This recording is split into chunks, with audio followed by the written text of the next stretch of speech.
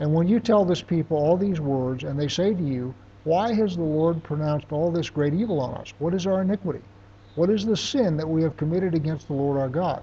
Then you shall say to them, because your fathers have forsaken me, declares the Lord, and you have gone after other gods, and have served and worshipped them, and have forsaken me, and have not kept my law, and because you have done worse than your fathers, for behold, every one of you followed a stubborn, evil will, refusing to listen to me. Therefore I will hurl you out of this land into a land that neither you nor your fathers have known, and there you shall serve other gods day and night, for I will show you no favor. You remember we talked about Moses in Deuteronomy, at the end of Deuteronomy, when he goes through all the blessings and the curses.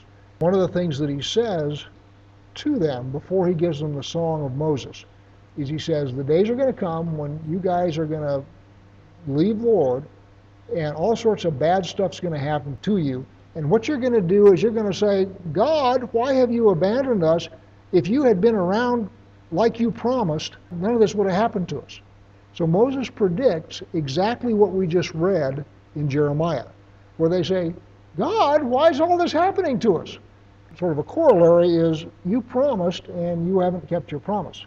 And what Moses says is, you're going to say that, and I'm telling you right now, this is why you're going into exile. So now we get down to verse 14.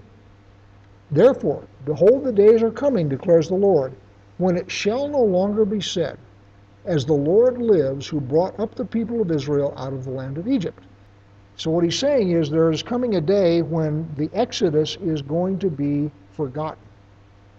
And the reason it's going to be forgotten is because it's going to pale in comparison with the next Exodus. And the example is, how many of you remember the bombing of the World Trade Center? There were 2 bombings of the World Trade Center, weren't there? Everybody remembers 9/11 because that's the bombing that took it down. There was, in fact, another bombing by Muslims a few years earlier in the basement, but nobody remembers that. When you talk about the World Trade Center, everybody remembers 9/11 because that's the big one. And so what God is saying here is the Exodus that's going to happen is going to be of such a magnitude and character that nobody is going to remember the first one, because whenever you say Exodus, this is the one they're going to remember. Let me start again. Therefore, behold, the days are coming, declares the Lord, when it shall no longer be said, as the Lord lives, who brought up the people of Israel out of the land of Egypt, but as the Lord lives, who brought up the people of Israel out of the north country, and out of all the countries where he had driven them. For I will bring them back to their own land that I gave to their fathers. So this is the greater Exodus. And, oh, by the way, in the greater Exodus, Judah and Ephraim will be reunited. That's what we've been talking about in Zechariah, is the reuniting of Judah and Israel.